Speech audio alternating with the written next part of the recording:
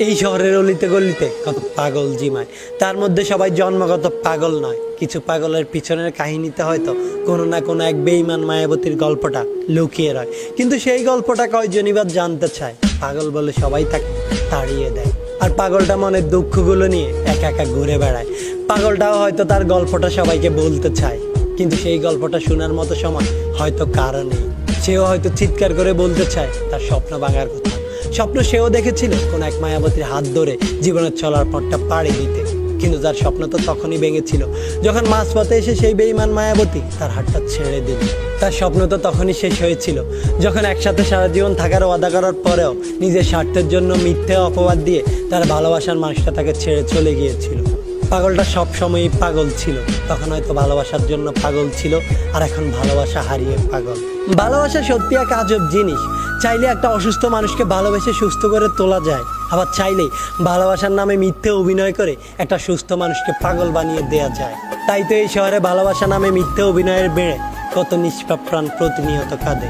তাই তো এই শহরে অভিনয় মুক্ত হোক ভালোবাসা, না হয় নিষিদ্ধ হোক অকারণে ছেড়ে চলে যাওয়া, তাহলে হয়তো বেঁচে যাবে কিছু নিষ্পাপ প্রাণ।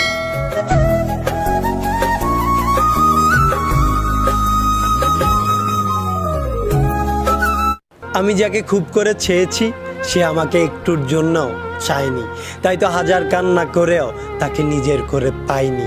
তার দেওয়া হাজারো ওয়াদার মধ্যে একটা ওয়াদাও তাকে রাখতে দেখিনি, কেননা সে আমাকে কখনোই ভালোই বাসেনি। আজ পরিস্থিতির দোহাই দিয়ে যেই মানুষটা ছেড়ে গিয়েছে, একদিন সেই মানুষটাই আমাকে বলেছিল যত কঠিন পরিস্থিতি হোক না কেন সে আমার হাতটা কখনো ছেড়ে দিবে না। অথচ আজ সামান্য বাতাসেই সে তার ওয়াদাটা ধরে রাখেনি, কেননা সে কখনোই আমাকে ভালোই বাসেনি। ভালোবাসলে বিচ্ছেদ হয়, এটা স্বাভাবিক, কিন্তু ধোঁকা কখনোই কাম্য নয়। যে আজকে ধোঁকা দিয়েছে সেও একদিন ধোঁকা খাবে, অপেক্ষাটা শুধু সময়ের। আমাকে কাঁদিয়ে যে এই মানুষটা সুখী হতে চেয়েছে, উপরওয়ালা হয়তো একদিন তাকে আমার চাইতেও বেশি কাঁদাবে, কেননা রিভেঞ্জ অফ নেচার বলে একটা শব্দ আছে। আমি তাকে কখনো অভিশাপ দেইনি, কিন্তু আমার এক একটা দীর্ঘশ্বাস তাকে হয়তো ক্ষমাও করেনি। আমি তাকে যতটা চেয়েছিলাম তার অর্ধেকটাও সে আমাকে চায়নি, তাই তো দিন শেষে সেই মানুষটা আমার হয়নি। ভালোভাবে থাকা এবং সুখে থাকা কখনোই এক নয়। যেদিন সে এটা বুঝবে সেদিন আমাকে খুঁজবে, কিন্তু আফসোস তখন হয়তো অনেক দেরি হয়ে যাবে এবং সেই মানুষটা তখন আমার জীবনে মৃত হিসেবে লিপিবদ্ধ থাকবে।